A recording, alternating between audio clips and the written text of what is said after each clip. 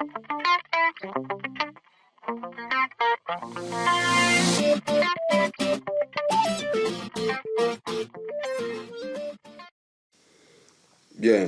à l'ouverture de la fenêtre 41, nous avons fait que le bouton enregistrer soit invisible, c'est-à-dire que visible faux, tel que vous le voyez ici. Donc le bouton enregistrer ne sera pas visible. Lorsque l'utilisateur entre dans la fenêtre s'ouvre, le bouton enregistrer n'est pas visible. Il n'y a que le bouton modifier, le bouton ajouter qui est derrière ce bouton qui est visible. Le bouton supprimer, lui, il est déjà invisible par défaut. Donc, maintenant, qu'est-ce qui se passe? Nous avons mis modifier et ajouter. Comment cela va se passer? Lorsque l'utilisateur va cliquer sur ajouter, si une note a déjà été saisie, la ligne concernant cette note sera grisée pour que l'utilisateur ne modifie pas cette note. La ligne sera grisée et il ne pourra avoir, les lignes qui seront actives ne seront que les lignes sur lesquelles il n'a pas saisi de notes, c'est-à-dire où les notes n'ont pas été affectées.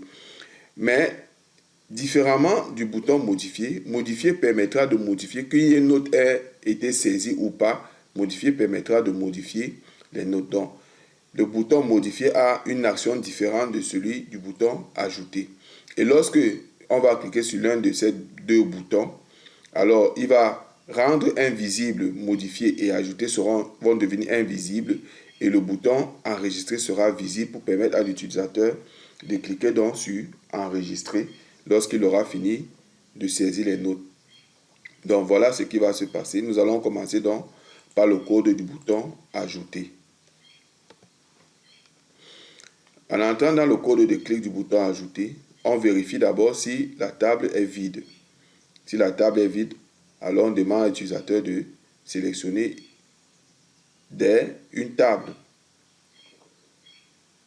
Donc, on pourra ajouter ceci pour guider l'utilisateur. Combo ouvre, combo classe. Voilà. Donc, qu'est-ce que ça veut dire?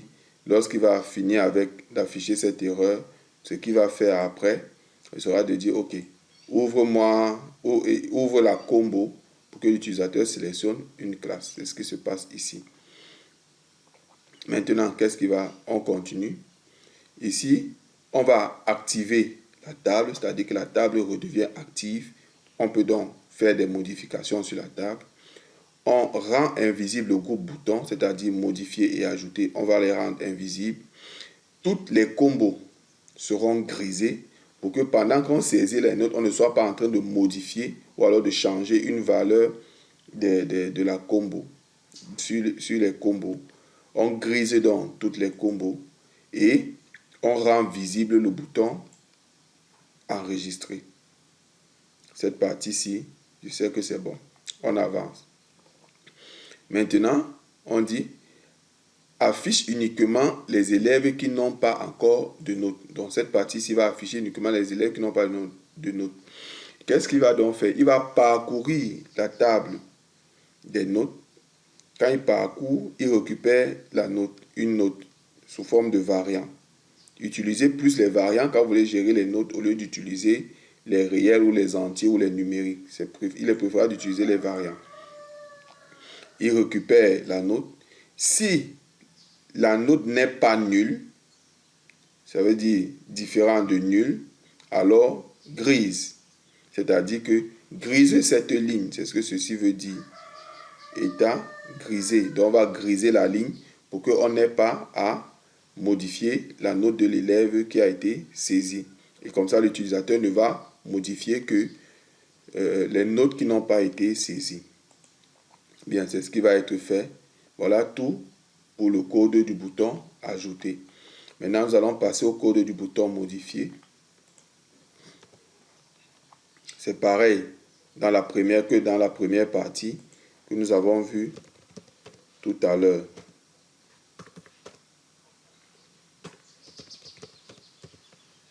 OK, on a ajouté ceci, c'est bon.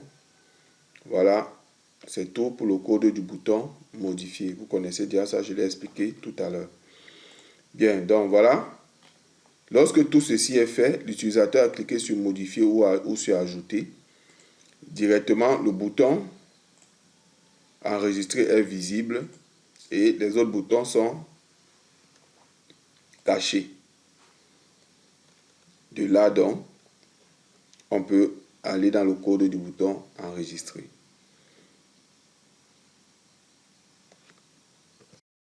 Nous allons maintenant présenter le code du bouton enregistrer.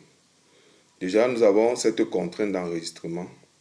Pour enregistrer une note, il faut qu'on ait déterminé déjà la composition à laquelle on veut l'enregistrer et la matière à laquelle, et qu'on ait sélectionné la matière. Donc, il faut sélectionner la composition et la matière. Et il faut que la table ne soit pas vide. Donc, voilà pour ce qui concerne la contrainte d'enregistrement. Parce que si la table est vide, on ne peut pas enregistrer les notes des élèves qui n'existent pas, par exemple. Bien. Maintenant, on lance ce dialogue pour dire à l'utilisateur, est-ce qu'il veut réellement enregistrer les notes? Voulez-vous enregistrer les notes saisies? Lorsqu'il va dire oui, on lance le sablier. C'est-à-dire que le curseur va commencer à tourner. Et s'il dit non, alors on retourne.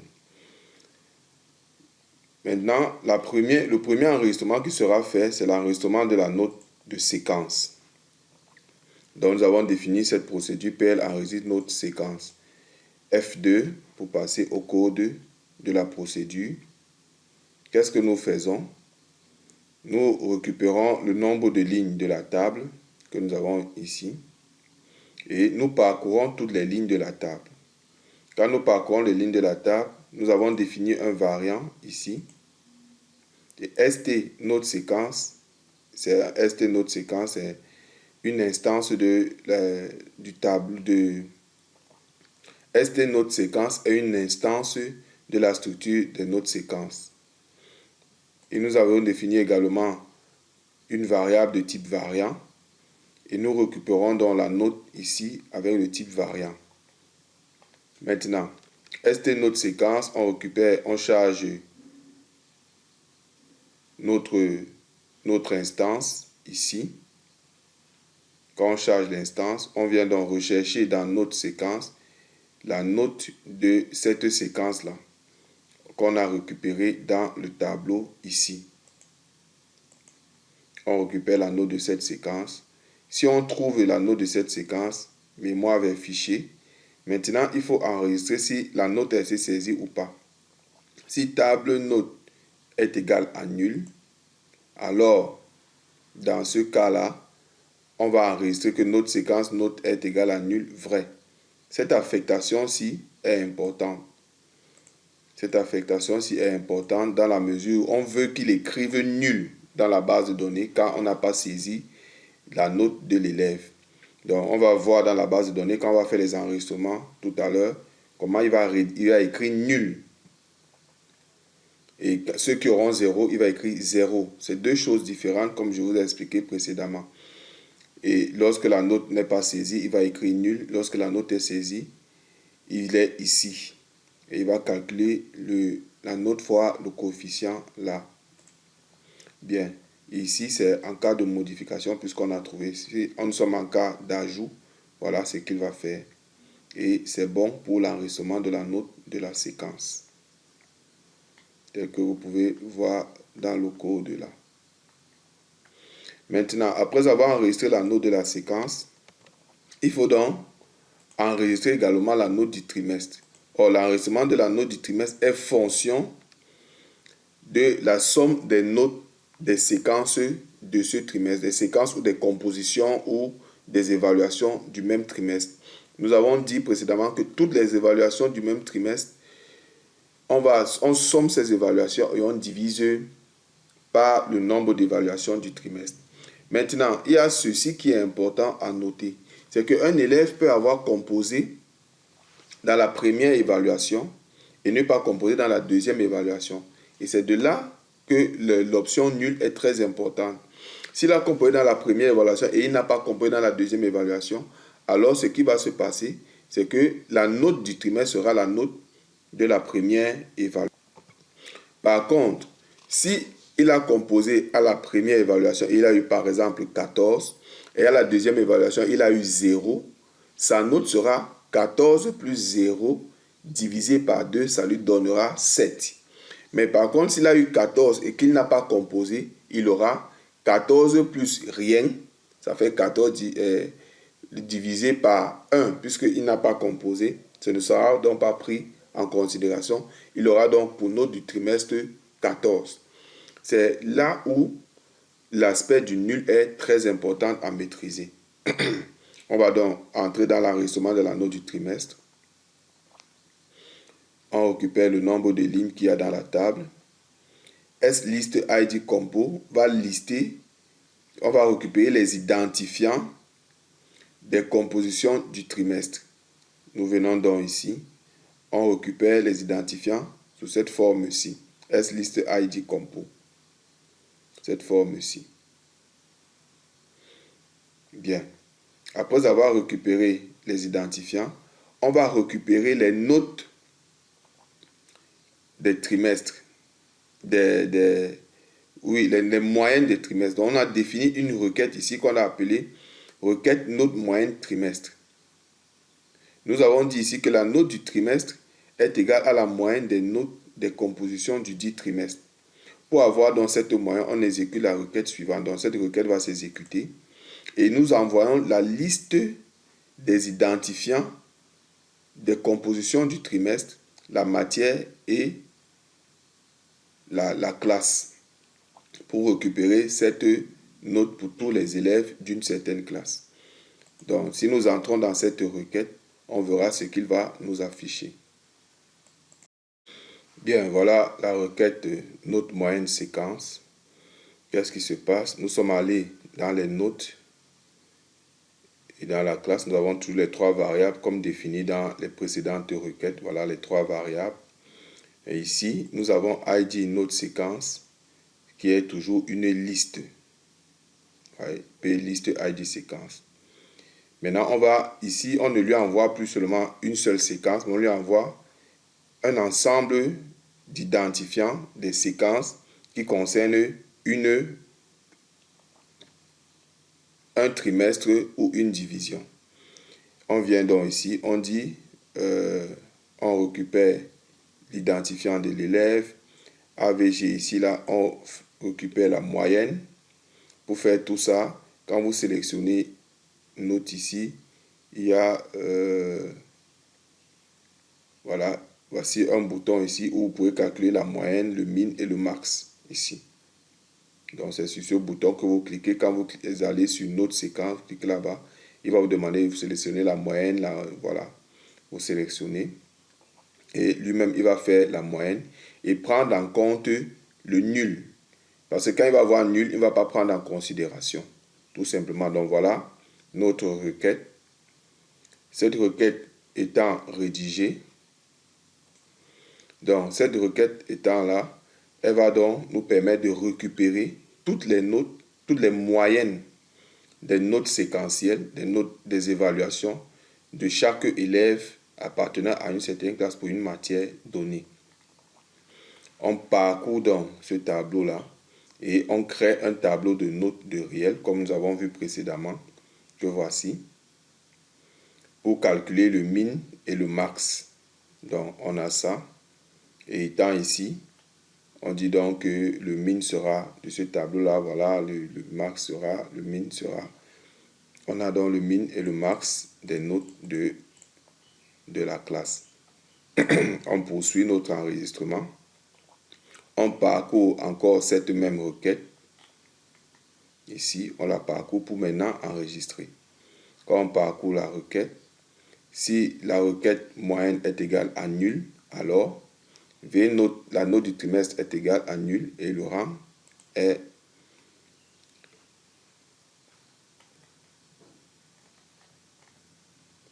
une chaîne vide. Et le rang est une chaîne vide. Si la note n'est pas nulle, alors on a ceci et le rang sera un rang. Parce que il est bien de déterminer également le rang de la note. C'est pourquoi nous avons placé le n rang ici en plus plus. Donc chaque fois qu'il va lire quand il va lire la première note, puisque nous avons ordonné notre requête par ordre décroissant, donc la première note, la première valeur de la requête sera la première note. Et donc, ce sera 1. La deuxième valeur, ainsi de suite. C'est comme ça qu'il va parcourir. Et il va, si la note, la valeur est 1, il va écrire premier dans ER. Si la valeur, à partir de 2, 3, ainsi de suite, c'est le E à 100 grave. Il va mettre, voilà le rang ici. On détermine dans le rang de l'élève que voici. On instancie donc la note du trimestre, comme ceci. On recherche dans le tableau de l'élève si le ID trimestre existe. Si le ID trimestre existe, on lui donne une valeur, telle que nous la récupérons ici, pour pouvoir faire la recherche avec ça, telle que vous voyez ici en bas. Donc maintenant, on va instancier notre requête, notre structure de note de trimestre. Voilà, jusque là. On lui donne la note min, la note max, ainsi de suite. On vient donc rechercher. Lorsqu'on trouve, si on trouve cet identifiant, alors on entre là. Si la note est nulle, on va dire que écrit nul dans la base de données. Mais si la note est non nulle, écrit ceci. Donc c'est pareil et on ajoute. Voilà l'enregistrement de la note du trimestre. Vous voyez, le plus important, c'est dans cette requête. Si cette requête échoue, tout le reste va échouer. Donc, et cette requête dépend également du nul que vous aurez déterminé sur les notes qui ont été saisies ou qui n'ont pas été saisies. Bref, voilà pour la note du trimestre. Maintenant, nous allons faire pareil pour la note annuelle. Donc, nous entrons dans le code de la note annuelle que voici. Voilà. Là aussi, nous récupérons toutes les divisions de l'année en cours. Voici ça. On récupère toutes les divisions de l'année sélectionnée. On a défini donc une nouvelle requête que nous avons appelée H moyenne, note moyenne de trimestre. Voilà, on lui envoie en paramètre la liste des identifiants des trimestres de l'année. Cette requête, la voici. Donc, voici la requête. Elle est similaire à la requête précédente. Ici, là, on a envoyé une liste de paramètres fournis par, est dans la liste fournie par une liste de paramètres. Vous voyez? Maintenant, tel que nous avons dit tout à l'heure, si il avait composé, sur une matière, il avait composé le premier trimestre, il n'a pas composé le deuxième, il a composé le troisième, en principe, on doit faire la somme de toutes les moyennes divisées par 3. Mais comme il n'a pas composé et que sa note du troisième trimestre sera nulle, alors à partir de ce moment, on va faire premier trimestre plus troisième trimestre divisé par 2. Tout simplement parce qu'il y a l'expression nulle. C'est ça la chose la plus importante à faire pour la gestion des notes. Donc voilà notre requête tel que vous pouvez le voir ici. Donc nous allons retourner dans le code ici. Bien. Maintenant, on va calculer le min et le max des notes. Donc c'est ce qui se fait ici. Vous connaissez déjà comment on le fait. On l'a fait précédemment. On va récupérer toutes les notes qu'on met dans un tableau de réel que voici. Et après, on vient calculer le min et le max. C'est tout. Maintenant, on va enregistrer les notes annuelles. Puisque nous avons déjà les notes moyennes du trimestre. On va donc venir, on définit tout notre rang ici, tel que nous avons fait précédemment, et on instancie l'année. Quand on instancie, on vient ici. Si la note qui est dans la barre, dans la note moyenne est nulle, alors notre V note sera nulle et le rang sera une chaîne vide. Mais si la note n'est pas nulle, alors notre note, on récupère ça et notre rang sera écrit comme ceci. Rappelez-vous que ça c'est l'instance de ST note annuelle. Maintenant, après avoir instancié on va rechercher dans le tableau si la note annuelle avait déjà été saisie. Si elle n'avait pas été saisie, alors on aura 0. Mais si elle avait été saisie, on récupère cet identifiant ici. Maintenant, quand on récupère cet identifiant, on complète les valeurs de l'instance, tel que vous pouvez le voir ici. On entre donc on recherche donc dans la base de données, est-ce que cette note existe déjà? Si la note existe, on fait mémoire avec chaîne, mémoire avec fichier, on a ça. Note annuelle, note, si la note est nulle, alors on va annuler ça. Si la note n'est pas nulle, on va recalculer la note et on enregistre, on modifie. Mais si la note n'existe pas dans la base de données, quand on fait la recherche ici, alors on refait ce même travail et la note annuelle est saisie. Donc voilà pour ce qui est de la procédure PL enregistre note annuelle. Nous allons ressortir de là. Lorsqu'on a fini d'enregistrer la note de séquence, la note du trimestre et la note annuelle, on initialise donc la fenêtre. Donc ceci va initialiser la fenêtre. Il a pour but donc de cacher le bouton enregistrer, d'afficher les boutons modifier et ajouter, de dégriser les combos, ainsi de suite. Donc voilà pour le code de notre fenêtre. Maintenant pour le bouton fermer, nous allons poursuivre avec notre bouton fermer. Bien, nous allons dire donc que si la table est 0, alors exécute en 7. Exécute en 7, c'est d'exécuter ce code-ci. Donc il va fermer la fenêtre.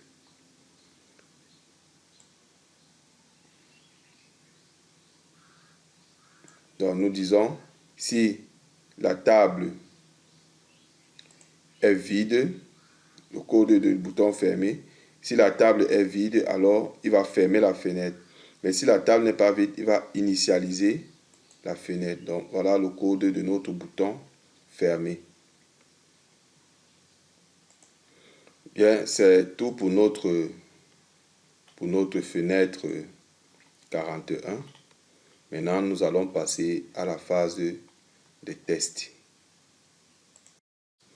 Bien, maintenant, nous allons passer à la partie des tests de notre fenêtre 41. Notre application s'ouvre. Nous allons aller au module examen. Là, nous ouvrons la saisie des notes.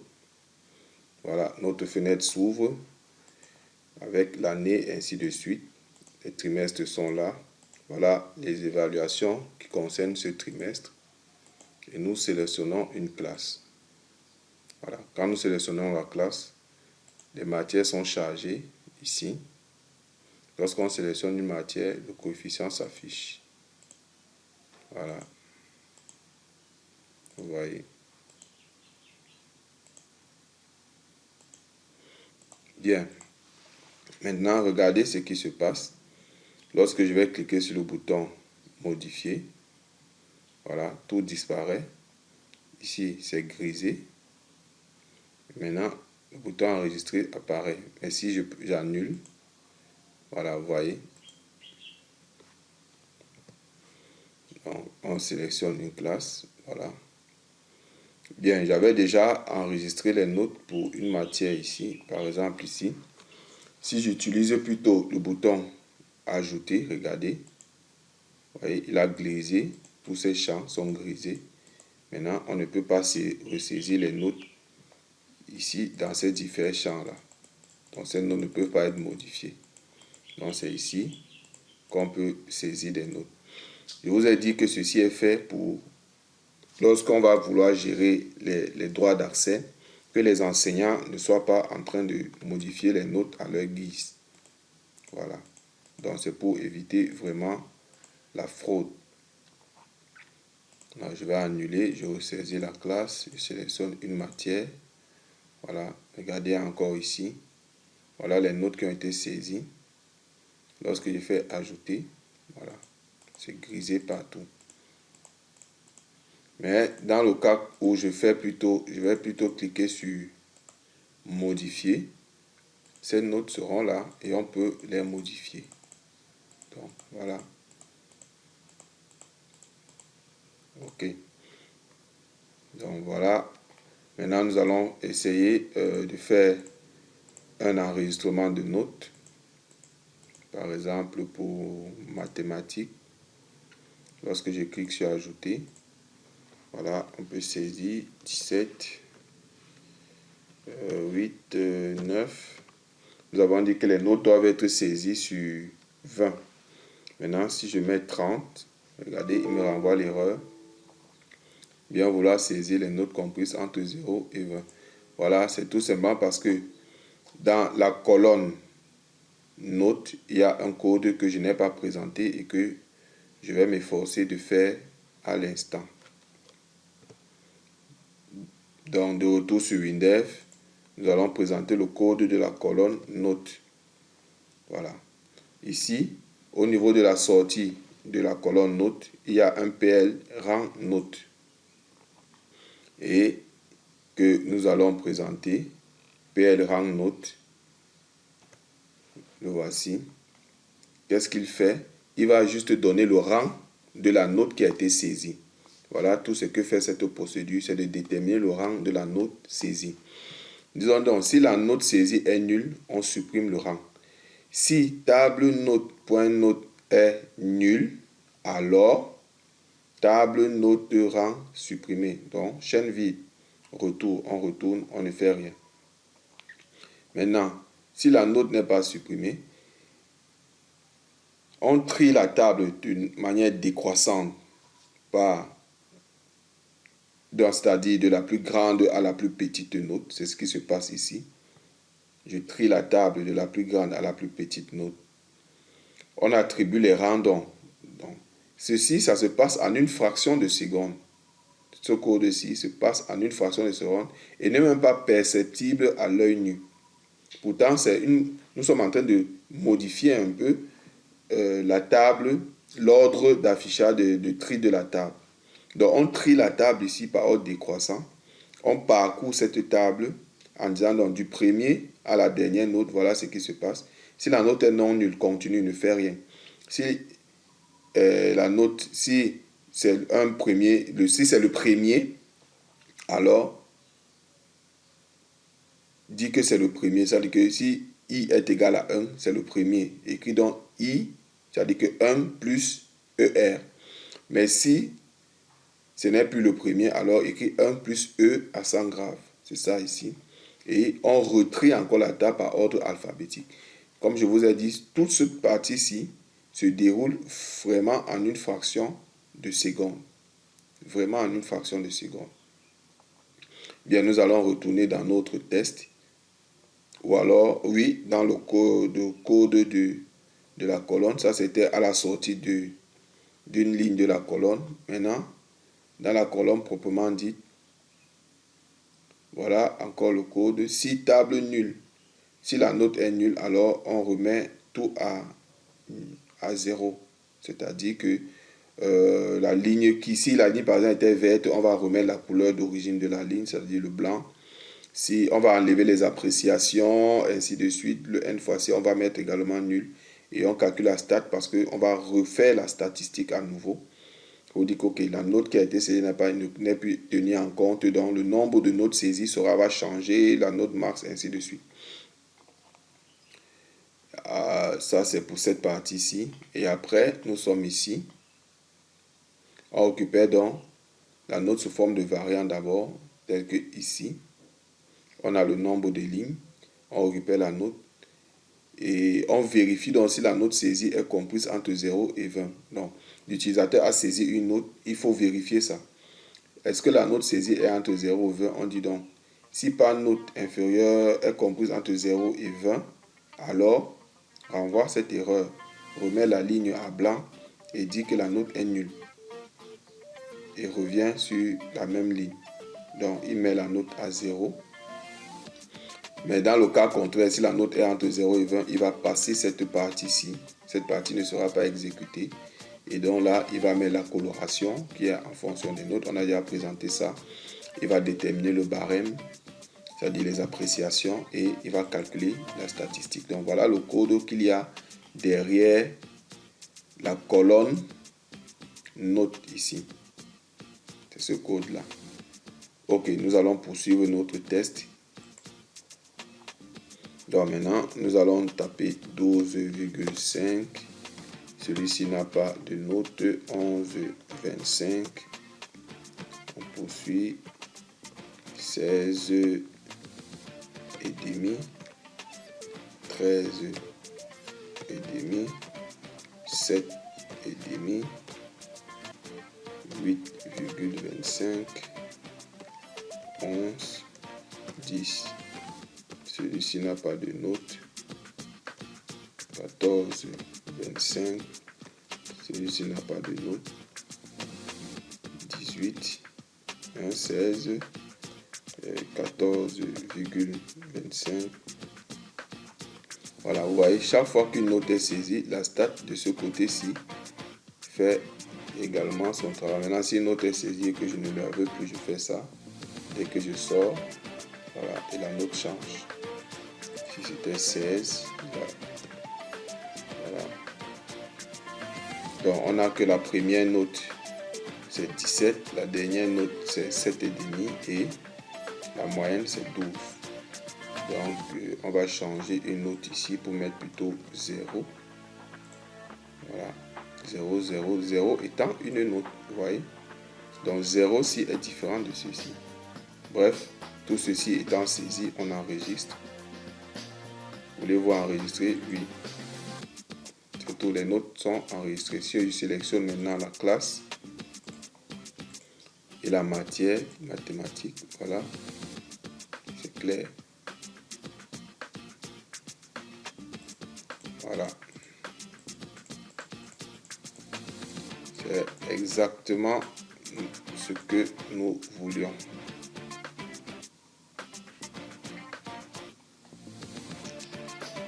Ok, nous allons